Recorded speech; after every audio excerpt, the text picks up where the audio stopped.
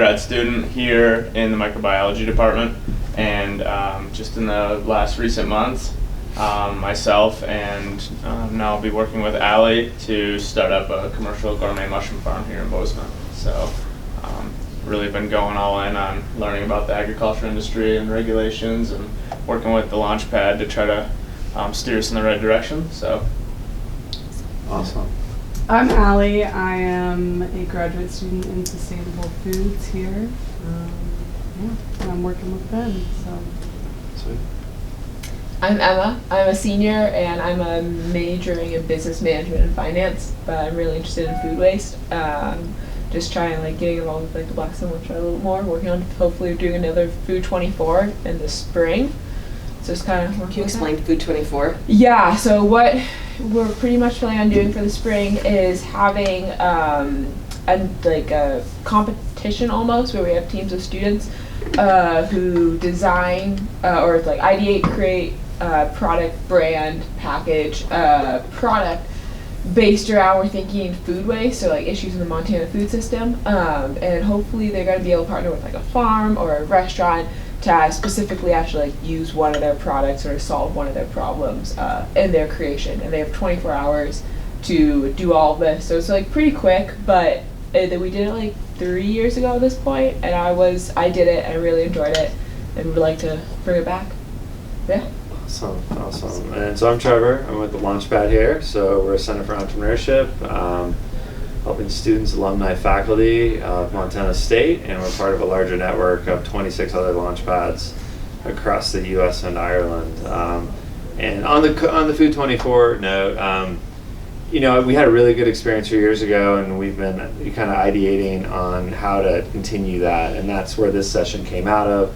This is a micro Food 24 session, which hopefully will lead to a bigger Food 24 session in the spring, and then that's actually a feeder to the diesel class, the farm to market class, or other diesel classes, which is the design sandbox for engaged learning, which is a class that Mary has taught, and you've actually been a farmer member of as far as helping out. So awesome. It was virtual.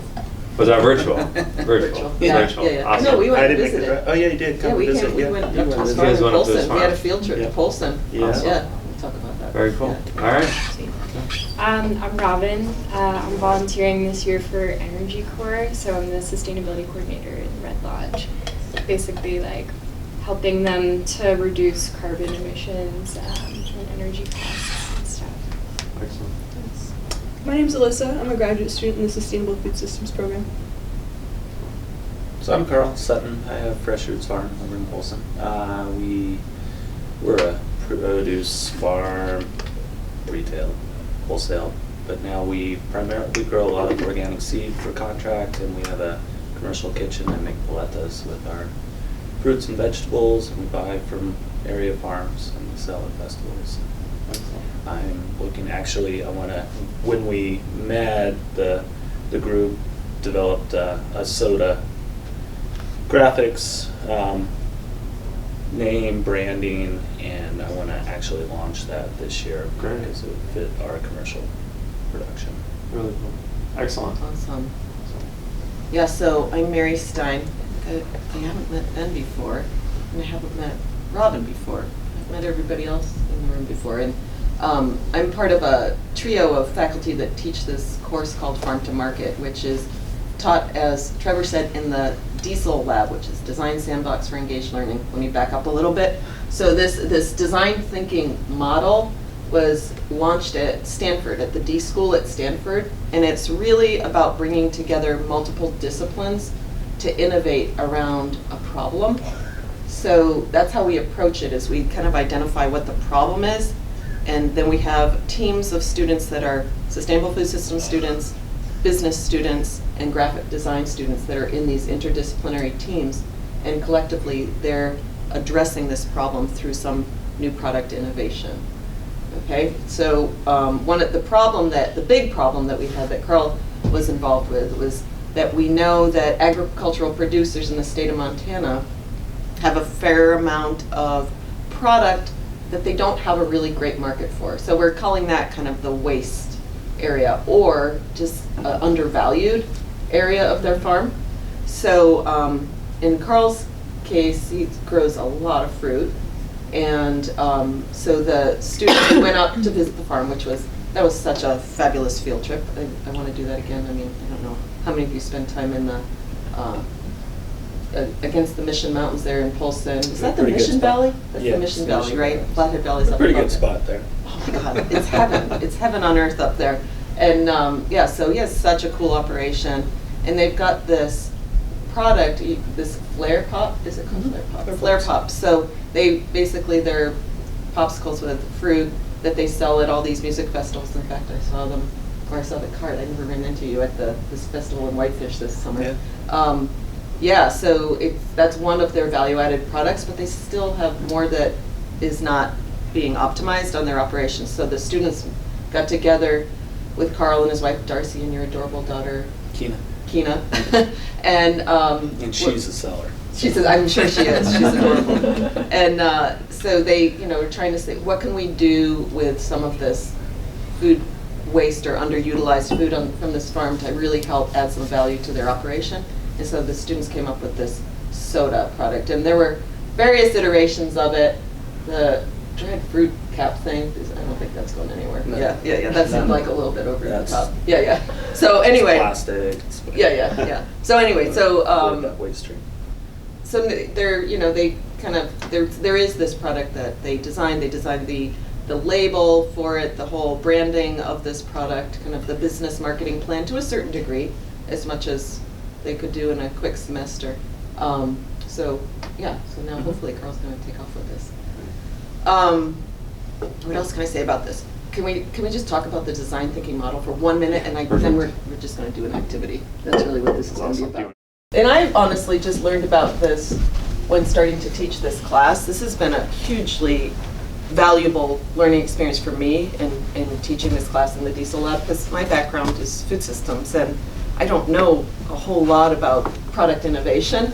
But in teaching this class, I've learned a heck of a lot, and I dig it for so many reasons, because I think it's a way of approaching problem solving across, whether you're creating a product or you're just trying to solve a really hairy, complex problem. This is kind of a brilliant approach. So the first thing in the design thinking model is empathy. You're identifying who it is that you're trying to solve a problem for. And in the case of our diesel class, there's a couple of audiences that we're trying to solve a problem for. One is obvious. Who? The farmer. The farmer. Okay, so in this case it was the farmer. But when you're developing a new food product, who else are you needing to have empathy for? Or the consumer, absolutely. So this is kind of really central to this design thinking model. It's just really being clear about who it is that you're serving in this case. That obviously this is really huge, defining the problem. Another critical step in the design thinking model. So in the case, what was the problem we were trying to solve for you, Carl? Waste stream. Waste We had stream. Second quality fruit that was being fed pigs, which it was great pigs, but. All right, so, and a lot of you guys have seen the food waste pyramid. Have you guys seen this? Oh, I wish I have it on my computer somewhere. I'm gonna pull it up before the end of the day. So the food waste pyramid is, I think, a super fascinating way to talk about the waste stream, because basically we know that we waste about 40% of food in America, mostly at the consumption level, not so much at the field level. I mean, there's a fair amount at the field level, but so the idea around this inverted pyramid is where what is the most efficient way to address food waste in terms of minimizing greenhouse gas emissions from our waste stream. So the top of this pyramid, of course, is refeeding it to humans.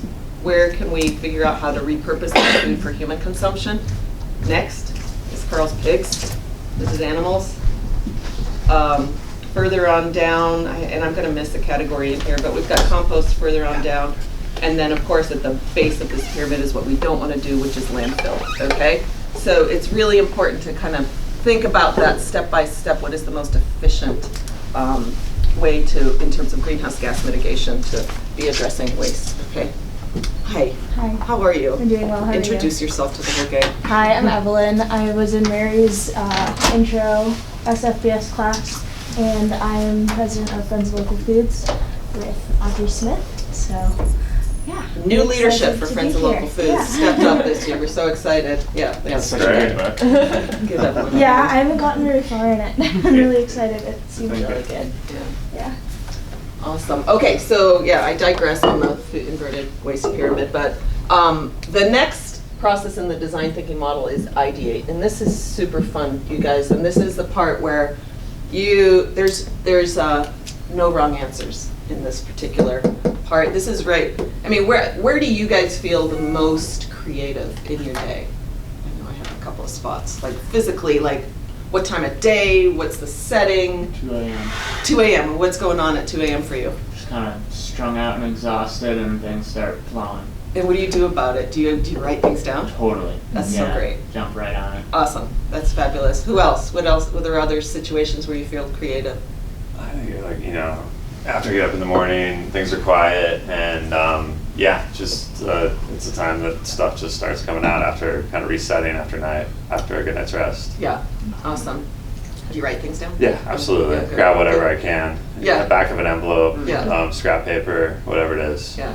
Write it down. Yeah. Emma, how about you? I think like 6 a.m. in the morning, like it's quiet, nobody's up yet, or also if I'm like working out, just like on like a long run or a long ski, not much else going on, Yeah. and just like start thinking. I guess I can't really write things down at that Mhm. point, but try to remember it. Like if it's I know if it's like, I know it's worth thinking about more if it like comes back to me later. Mhm. Then like maybe I'll start Yeah. pursuing it. Yeah. There's another time, I'll just bring this up, there's another time that definitely this has recurred many times. After I go somewhere, on the flight back, Yeah. it could be any time of the day, but there's something about the background noise and the sound, and I'm just like, whoa, where are these ideas coming from? There's something about Yeah. airplanes, Yeah. honestly. I think it's they pressurize it at like 9,000 feet. No, there's something to this because it's also, people get very emotional I was on gonna say planes. that. I Yeah. get super emotional. I've cried so get many sentimental. times on the plane. There's something that happens. Oh, that's cool to hear that. I'm not Yeah, I know. There was, I remember. So it's a special finishing- time, so take advantage. Yeah. Pull in some sad songs. Get Yeah, sentimental sad about my songs. parents. It's awesome. Okay, so anybody else? Favorite spots to be creative? Evelyn? Yeah, just before like getting really excited and like having a lot of energy, and then like using that energy going on a run or something like that, and like all of these ideas are flowing because you're out Mhm. on like a gorgeous trail, and Yeah. then yeah. when you get home you're kind of exhausted, so you're able to like just reflect on it. And, Yeah. Yeah. Yeah, I know. For me, I agree that going on runs is a really creative time. Yeah. I have difficulty capturing it because I'll finish the run and I'll forget. But that could be because I'm old. I don't know who knows. But, I got one more. yeah. I think when I like walk home, yeah. Mhm. sometimes after like, it's like 4 or 5 o'clock and I start walking home, I notice I'll like catch myself in these like made up conversations in my head, like as if like this person in my life was to like present this issue, here's like the things I would start saying to him, and I'll start just running with that conversation.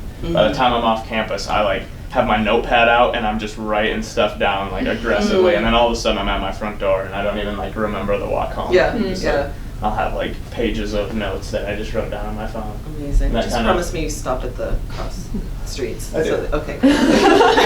There's this thing with, yeah. Safety. Yeah, safety first. That was the video I sent you guys. It was just like, it hit me while I was walking home. Remember? I was just like, now's the time. Now is when I have to make my video. That's exactly That's that. right, that's right, that was good. That's so good. All right. Alyssa, creative moment? I feel like I go on walks. Mm-hmm. Like if I need to think, I'll intentionally get out of my house and just go for a walk. Yeah. Yeah. Yeah. Or when I'm doing something more physical, like when I'm doing farm work or going on a run, Gotcha. doing something physical with my body and Awesome. letting my brain wander. Yeah. Farm work is. How about you, Robin? I feel like it's any time I ease the pressure off of like needing to have an idea. Right. So like taking a walk or around a break or whatever. Yeah. Like if I'm sitting there like I need to think of something, I'm like Yeah, yeah. not too going much to because pressure. it's all this pressure. And then when I walk away from it, that's when I'm starting like, oh, like, okay, we could do this and this and this. Yeah, awesome. I think for me, it's a lot of the times when I'm like, when I find myself in cross-disciplinary situations. Yeah. So like, I'll be in one class, but it'll help me make connections between another class or another subject. You're bringing up something that, there's this amazing book. There's so many amazing books, so, like the Malcolm Gladwell books, The Tipping Point, all those things. But there's also this really cool book called the Medici Effect. Who's the Medicis? You guys, Medici? Do you know? The Italian. Yeah, Medici, yeah. Medici, I don't know how you say that. Oh. Do you remember this family, who they were? They were this extremely wealthy family during the Renaissance period, and this book is Effect. Sorry, and I didn't even spell it right, but this book is all about where the brilliance of innovation that happened during the Renaissance period was about the different disciplines coming together. I mean, it was the explosion of art, it was the explosion of science happening during this time period, and it was the overlay of these disciplines coming together that kind of created this. So this book is super interesting. I think I always give the example of like Reese's peanut butter cups. Who knew that chocolate and peanut butter could be so good together, right? Somebody figured it out. Somebody figured it out. And now dark And- chocolate. and now dark chocolate and peanut butter. But it's like you're That's always been absolutely good. right, Ali, It's about always been good. No, it has, and no one really like said, okay, we can commercialize this too. yeah. But that brilliance that happens when things that don't necessarily go together come together, and you can start seeing new ideas. Carl, how about you? When does your creativity flow? It's the physical activity. Yeah. It slows me down. Yeah, yeah. But I have idle time on the tractor nowadays. Mhm. But I have to pretend not to have ideas during the season and then focus in the wintertime. Yeah. So I go cross country skiing or I go skiing. Yeah, yeah. And then I have ideas that I Mhm. can capture. Yeah. The one nobody said that is like one of my most creative spots is the shower, honestly. I literally, that's where and then I'll find myself like, 20 minutes later, I'm like, oh crap, I wasted a lot of water. But it's, I really definitely feel like that's where No, it things come. is. Yeah. I can relate, for Yeah, sure. yeah. And I don't know if it's just that soothing of water that helps with that. So anyway, so the ideate part, really critical, where you're coming up with just vomiting ideas at that point. Then it's the prototype. And this is also prototype. God, I don't spell all enough thing, but okay. Yeah, the prototype part is, it's really kind of the messy design stage of what is this new product, and we're thinking of it, I'm talking in terms of a thing here. What does this look like? It can be a concept. What is the prototype of the concept? And I don't know if you want to add more to this part, Trevor, because I feel like you've worked a lot with people around this piece. Yeah, no, I think it's a kind of, creating the initial minimally viable product, or it doesn't have to be perfect, but putting something together that could be kind of the initial version of it. Mm-hmm. And then, I think that is, again, trying to get people to get it out there so they can share it with customers at that point and get feedback Mhm. is really key. Yeah. But no, I think that's just, Yeah, it's a process. It's so, a real creative yeah. time as Yeah. well. When you were in Food 24, Emma, Mhm. what was the product you guys came up with? And can you talk about Yeah. how the prototyping and how you kind of iterated through that? Yeah, so we had to choose 2 random bags of 2 ingredients, and one I think we chose was a poblano pepper, another was a parsnip, and I think the parsnip had to be 80%, or it had to be 50. It was 50. Was 50, okay. Yeah. It had to be the majority of the product. And so we were trying to find, we went through, it was late at night, way past when I usually stay up. And we were at a whiteboard and going through it, and there's definitely, I think, some frustration on our team. Anyway, and so we eventually, we came up with parsnip ice cream, because parsnip was a relatively neutral taste, and then I had candied some poblano, charred and candied some poblano peppers with some bacon. Makes everything better, and I think I don't know if we use maple syrup or brown sugar maybe, I don't know, and pretty much sprinkled that in on top of the ice cream. And yeah, it was, I think, like in making, like the next day when we got into the kitchen, like we definitely weren't sure if like you could make ice cream out of parsnips, and we're like pretty happy when it actually came together.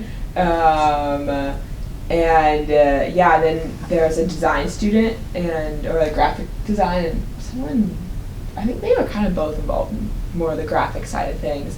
And like were really great. Like I had never seen any of the like technology they were using to like design the stickers and the products and everything. So it was pretty awesome. And like we pretty much then like took those like yogurt cups that like are more like dessert, where it's like chocolate yogurt with like M&Ms and like a separated cup on top, and use that same idea to like put the ice cream in the bottom and then like the topping, poblano, bacon, whatever on top for the packaging. And it took a bit, and it was like, but it was frustrating too. But yeah, I think there are a lot of different ideas that came out, and like if we want to go like the health route, because it was like parsnip or what exactly, and what we came up with definitely wasn't a health product, but it was like an interesting way to like kind of also just like use a product that people might have extra of, or not really go for parsnip, but we'll get carrot. And on that note, on the prototyping, I think one of the things we really became clear in Food 24 is how great a medium food is for prototyping. And so a lot of folks made stuff during that day that were complete disasters, but they quickly determined that, like, this does not taste good, this does not hold together, this is not gonna be a product someone wants to eat or buy. And they quickly said, okay, that's fine, but they had concurrent, really research projects going or prototyping going, and they were quickly iterating and changing, and I'm sure you guys did during the day. Yep. And I found myself, just from a cooking standpoint, makes me think, as I'm cooking, I'm always prototyping as I'm cooking. It's always, I'm trying something different, I'm adding a little bit more of that, what do I have? And then ultimately refining it, and you get to a point where you're like, okay, this is pretty good. And then that's kind of your base for going forward. But then you make that the next time, and you change it and you alter it, and you're always doing new prototyping. So I really think that food is, I think the core of this is food is a great medium for testing out prototyping and learning how to iterate and change quickly. So it's very obvious, I think, when it works. Right. And it's edible. And it's edible. And it's edible. Yeah. And I feel Hopefully. like it's like broad, like unless like, I don't know, like I feel like pickles and peanut butter, like that's maybe a little bit more decisive, but like a lot of things, like it's gonna be like, all right, I like this, like somebody else like this, like it's kind of obvious. It's more obvious about like if it actually could be successful. Mm-hmm. And you can do cool things. Like one of the cool things I've been doing more recently, I forget where I heard it, I didn't make this up, but trash ranch. Trash ranch, you take mayonnaise, take leftover pickle juice from in a jar, and you whisk it together, and you've got ranch dressing. Oh, Seriously? Yeah, brilliant. seriously. Yeah, what Try do you do it. with that It's leftover actually really pickle good. juice? It depends That's how good the awesome. pickle juice is. Right, that's really We good. just drink the pickle juice, You get can do those that too. electrolytes back. Oh You my can do gosh, that I bet too. you do. If you get cramps, pickle juice Drink is your the, pickle juice. yeah. Yeah, that's fabulous. And that, you guys, that parsnip ice cream was to die for. There's no dairy in it, right? Or was No, there? there was. I There think was we, some like, dairy. we Okay. pretty much, I think, I want to say we like steeped the parsnips in like cream. Oh, okay. Yeah. It was killer though. Thank it was you. so Yeah. good. Yeah. Yeah, it's Did like you guys win that competition? We were. I think everyone won because I we were know, so I think excited it- with all the products. No, there was definitely I a think number we one. did I think you well. were number one. I think ish. you were. Were we? Okay. Yeah, because we had Yeah. a panel of judges. Yeah, that was, it Yeah. was cool. Yeah. So yeah, I can't remember if you guys actually won, but. I have a similar ice cream profile that we Oh, had do at you? Marcus Island. It was kale balsamic. Oh. Oh my gosh, okay. So so good. good. You could see people going, kale. You eat it and you don't taste the kale. It's In the just like, Does it have the green- balsamic, it's umami caramelized, so kale. it's like sweet, not too Does it have the green color, the kale? a bit? Yeah, Yeah. it's like green. Recipe It was so club. good. It's like, oh, what a brilliant idea. It's like, Yeah. now we can sell kale. I'm eating my kale today. Right. Something beyond kale chips. Okay, the final thing, of course, is testing your product. And then this is really important because that is it a really viable product? You're testing it with consumer groups, you're doing taste testing, consumer acceptance around even the visual packaging, how it's working for them. So this is really important. And what's really cool is then you go no, it's actually probably back to here. This becomes a really cool cycle here where you're just continuing to refine and refine. And Trevor, I don't know if you want to talk for a couple of minutes about Fermented and about them in this cycle right here. So Fermented was, I'll just say quick and then Trevor's going to take. Fermented was the product line of fermented foods that did anybody go to the chocolate chip talks? Mm-hmm. So that actually was something that came out of this farm to market class, but where they ended in the farm to market class is a very different product than what they have now, because they kept going in this cycle. They worked with Blackstone Launchpad afterwards. They've actually worked with some folks from the College of Business who created this really cool business plan for them over time. They've competed in various entrepreneurial pitch competitions, gotten a lot of feedback on that, so they just keep cycling through this until their product kind of reached a much more viable form. So, yeah, no, did I just talk about that? You kind of did. That was good. I mean, I think there's not a whole lot else to add. I mean, I know they also just testing, even looking at their fermentation process and how long they were fermenting, and did fermenting longer change the flavor profile or not? Was there kind of a unique time that they wanted to do that? Because that was later on. But then also looking at new products, and I think they have a salsa product now too, and so that just is again a whole new opportunity for them. But I think with their products in general, they just kept refining them and working through the ingredients that they're putting in the recipes, and they've got a point where it's pretty dialed in. But there is some variability with fermented, depending on the season and the type of ingredient where things are at. There is some natural variability, which is a benefit to their product. So yeah, I don't have a whole lot to add. You did a great job. Okay, and those guys they're not actually adding microbes into their system. They're using the naturally occurring microbes on the food products. So which is the variability, seasonal variability comes in from that. So pretty which is good, right? It's yeah. just like right. cheese, yeah. or I mean, let's think about our gut microbiome. Yeah. Those guys are really having a kind of a brilliant product with that. So, okay, so now we get to the fun part. We're gonna do an activity in this room, and so you guys, I'm gonna pass around these. Just take. You can probably take a couple if you want. We're gonna do a quick sprint activity where you guys are gonna be kind of moving through this process, not so much on no, you'll be moving through it on a variety of levels. Okay. When everybody gets a card, we're gonna do the first bit. I'm about to, yeah, those are all pencils that I've read. Another great invention right here. right, Sharpie. Sharpies. My daughter goes, "What's a farm without a Sharpie?" Yeah. What's a kitchen without a Sharpie? I think the president used it too to draw Alabama or something like that. The hurricane heading to Alabama. It's a great invention. Yeah. Everybody Do you guys remember that? That just happened about a month ago. What? Oh my gosh! Look it up. Look Okay. The hurricane. Look up Sharpie and With the hurricane. hurricane, yeah. Yeah. Okay. He overruled the NOAA scientists. Yeah, I remember That's that. right. It's not heading to Yeah. Florida. It's heading to Alabama. Yeah. Drew it with a Sharpie. We see him Any- drawing Colorado in the back. Anyway, okay. I digress. You're on the camera. I know, I'm on the camera again. I didn't say anything too super negative. Okay, so for 15 seconds. Okay, you guys, on your index cards, write down a food that you have a very strong emotional connection to. So now, how many people do? 1, 2, 3, 4, 5, 6, 7, 8. Let's get in groups of 2. Is that not enough? Do you think we should do groups of 3? 3, okay. You guys need to get in groups of 3. And actually, Ben and Allie, I think you guys should split up on this one just because you've worked a lot together. So get in groups of 3. So we have 1, 2, 3, 4. You're tasked with the following. Deconstruct your collective products back to the ingredients. So if somebody has like a certain dish that has multiple ingredients, deconstruct it back to the ingredients. And then combine your deconstructed ingredients back to a new product. So we're going to come back together and hear about the new product. But what we want everybody to do is to name the product, identify the target market, and identify where and how this will be sold. What if your product is like deconstructed? Yeah. Mine is pretty deconstructed already, so you're just bringing those ingredients Okay. back together to create a single food product. Yeah. And are we solving a food system issue?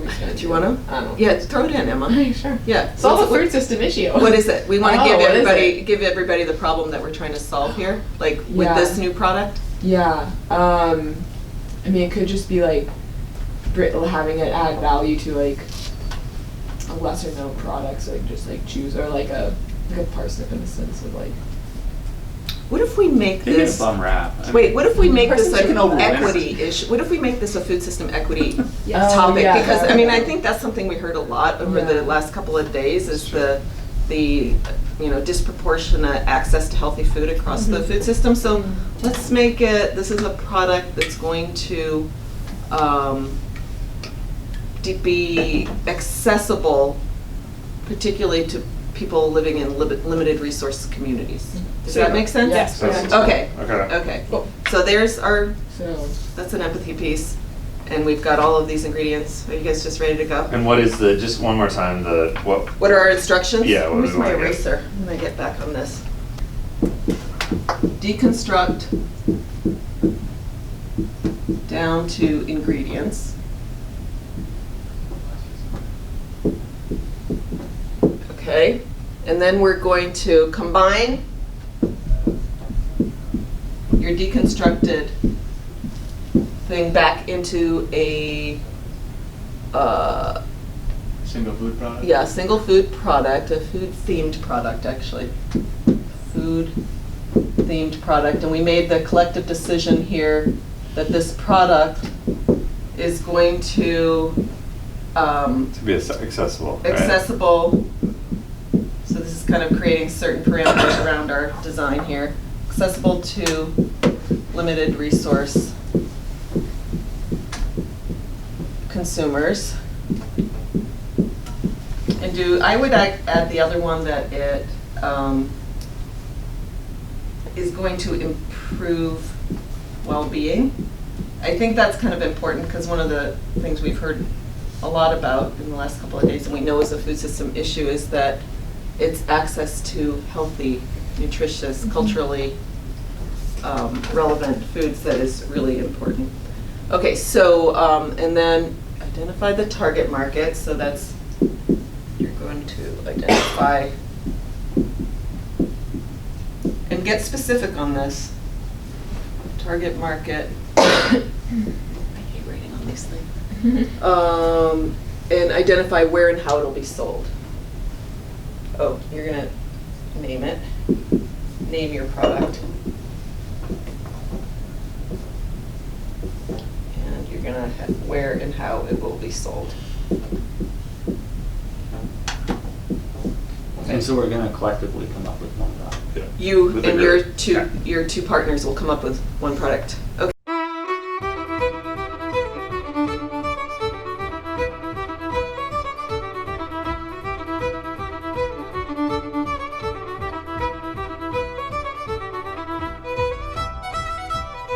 Okay, who wants to go first? You guys present your awesome product idea. We'll go. All right, go Emma. So our three products were, mine's like peanut butter, and then we had grits and strawberries. So Wow. we took that down to like corn, peanuts, but then switched that to sunflowers because of the allergen, and then strawberries. So pretty much what we came up with was sun dressing, and it was it is a sunflower oil strawberry balsamic corn dressing, and we're thinking of marketing it generically and in bulk to like reduce down on like the cost of it or of like the packaging and everything, and then marketing it to schools, hospitals, kind of as like hospitals like the whole food is medicine sort of thing movement, and then also with like schools, like a salad dressing is very relatable for a lot of like younger kids, so we thought it'd be like a really cool opportunity to like introduce like these kind of different ingredients to them, a little something different, spice up that lettuce they're eating. Awesome. So, yeah. Nice. Yeah, way better than Wow. Trevor's pickled mayonnaise. I know. Come on. Hey, you wait till you That try sounds that. really good. Actually, That'd be you cute try for that, you're schools. never, that's the only salad dressing you're ever gonna make. And you can make it even better. You can add more stuff to it, so. It's a good base. So, yeah, super That actually would be cool. very Yeah. No, that sounds awesome. Yeah, That's great. there we go. Nice I job, kind of want to guys. go home and try to make it now. Yeah. You know what I really like about this is that you brought in the institutional food market, because that is kind of a great equalizer in the food system where kids, no matter what their socioeconomic condition is, are availing of school lunch. So that's a place that you can really bring in a product that's going to be healthy I think across that's the like, board. I would love to talk about more, but like, I think just also like the disparity though of like the kids who like have money and like our parents are more wealthy, and then like I've read like they're more likely to bring their own lunch, and then that like also then like just creates these like two different groups of like Yeah. students who are wealthy enough to bring their own lunch and students who are like, Right. you know, and it's very obvious. Mm-hmm. And I think I love to talk about that. Yeah, more, we'll but- talk about that more. Great. Love to talk about Awesome. it. Cool. Should we go next? And Yeah. we're gonna wing this. We got a pretty good idea, but we're gonna talk through it. You guys Yeah. are all gonna chime in. Yeah. Okay, we got some great ideas. Our new product is, it's gonna be refined from this, but initially it's called Montana Winter Braised Pie, actually. Should we tell them what we started with? We started with kimchi, Chicken pot pie. chicken pot pie, And winter squash. and winter squash. Mm. And so some really awesome foundation. And so we broke those down, and we weren't thinking of using kimchi. We're actually going with the core ingredients and potentially daikons or anchovies and onions maybe. We may or may not. We'll use some chili, but we want to keep this pretty. I mean, those are all things that can really amplify the flavors of this product. So we're really trying to focus on using excess grade B vegetables for this. Yep. Correct? Yep. And one of our target markets would be working with schools and kids and families that need to make a meal that will, be very nutritious but last for a long period of time. And this would be like literally in a crock pot. So we're talking braised, we're talking using a crock pot, but they would get a bag of all these ingredients and all prepped already. So winter squash can sometimes be intimidating to prep. So this would be all prepped and broken into the right size or cut into the right size pieces that could easily be braised. Yep. And hopefully compostable bag, not a plastic bag. We're working on that if it's feasible or not. Yeah. What Yeah. else? I don't know. Theoretically, we are going to get a grant to be able to have an educational component to this, so that we will bring these kits into the school and kids will learn how to put all the ingredients together in a crock pot and use the crock pot in their classroom. And then they will get to take home this kit and be able to make it at home. And that way, even if they live in a household where their parents aren't consistently making them dinner or they don't have consistent access to food, they know how to throw all these things in the crock pot in the morning, turn it on, go to school, and then come home and have dinner. Love it. I love that That's nutrition good. education piece Yeah. or the food education piece. Yes. Super cool. And then theoretically, this product can be also in grocery stores. It's kind of like a somewhat prepped sort of thing that people can buy and be able to cook without having that much cooking knowledge or that many tools in the kitchen. Yes. But it's also not like a microwave. Yeah. Definitely not a Yeah. microwave. It's a slow food. We're gonna have lots of nutrients in there. And then the pie piece, it may or may not have pie crust. We think that's it may just be a kind of an open face, unstructured pie. Yeah. We need to work out the prototyping Yeah. with the Like a pastry soup? crust in the. No, this is a braise. This is Like thicker. dumplings This is on hardy. top. This is hardy. This is a stew. This is like a stew, but we're gonna call it a pie. We're gonna This is the call it first pie. crustless pie. Crustless pie. Crustless pie That's soup. innovative right there. Why not? Yeah. And we like the structure of the pastry crust, but we're not sure how it'll work in the crock pot, and then that's also just kind of a. We may just- You can even branch out of there and have like bread that comes with it. Yeah, no, I think Like, bread could be a goes piece of with it. the dish. Yeah. It could Pack be of the saltines crust. maybe even. Pack of saltines, it's fine. Yeah, crusty bread.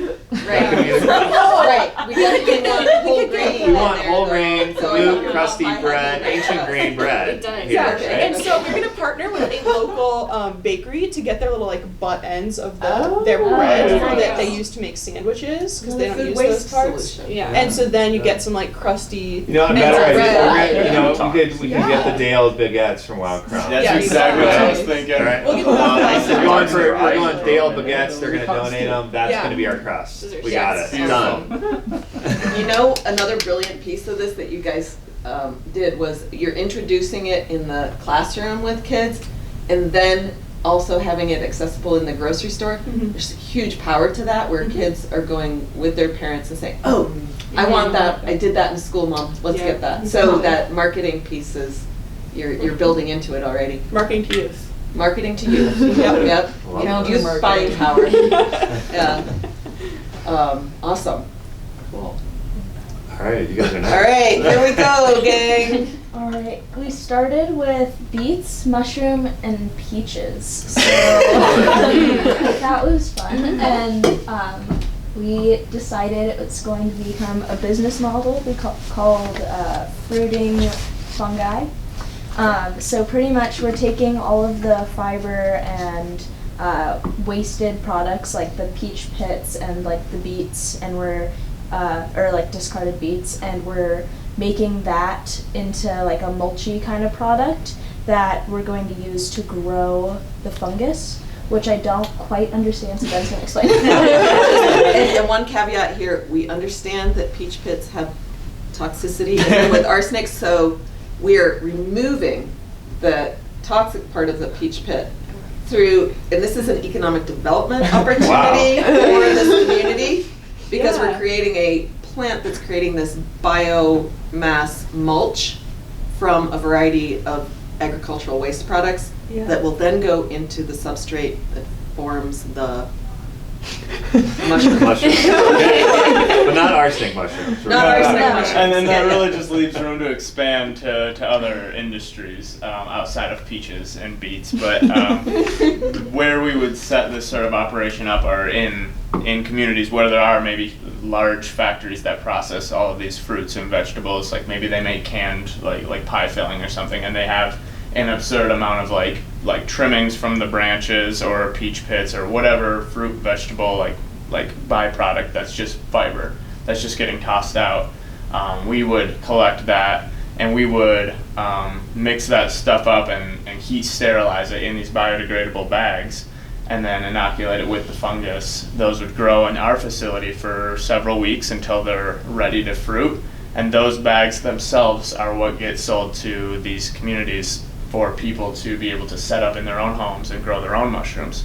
And so by the time they receive these ready-to-go grow kits, all they have to do is cut the top open, spritz them with water once a day, and it'll come with like 4 of those like wooden shish kebab sticks that you would just put on there, and maybe we'll even provide them a little like fold-outable little plastic sheet that'll make a humidity dome over it. And so once a day they just have to spritz some water on it, and it'll grow mushrooms for weeks and months, and they can expect to get several pounds of mushrooms out of each kit that was made entirely cool. out of waste products. Keeps going. This is great. Yeah. Awesome. Yeah. I don't know if we ever really figured out like how we would market it and how we would sell it though. You didn't quite get to We that didn't part, quite get but there. we I feel like we addressed the limited resource piece through this economic development opportunity around The peach pits. the waste, the Mhm. waste, agricultural waste material that's gonna ultimately provide an economic opportunity in a, Low income community. in a production facility somewhere. So we And don't it have gets, it. and it gets people excited about, it's just like having people go to community gardens and do tours, and like they get empowered to feel like they can grow their own fresh, healthy produce. So they can do this with very minimal maintenance in their own home. So it's kind of our target, I guess, is to get Great. people who aren't used to having access to being able to, maybe they don't have any land, maybe they don't have any space to have their own garden, but this is something you can do on your kitchen table. Awesome. Very cool. Yeah, This is great. yeah. I'm amazed what. 'Cause I mean, now we were talking about doing food 24. We just did a food 1 hour. Yeah. No, like food 10 minutes, I mean. We just did a food 10 minutes and we killed it. Yeah. So We don't need 24 Right. hours. We can just give them 10 minutes. I mean, honestly, I think minutes. that's Stress you the work that's the better. power of this model. It right there is that we've all got it. yeah, Something in here, and when we start talking about it together, and especially when you bring in different perspectives, and different disciplines, backgrounds yeah. and disciplines, Yeah, and it it's kind of just a great magic group. happens. So Yeah, that's what really makes it Mhm. powerful. So great. yeah. Well, that was fun. Yeah. All right, we gotta keep this going. We gotta work on that.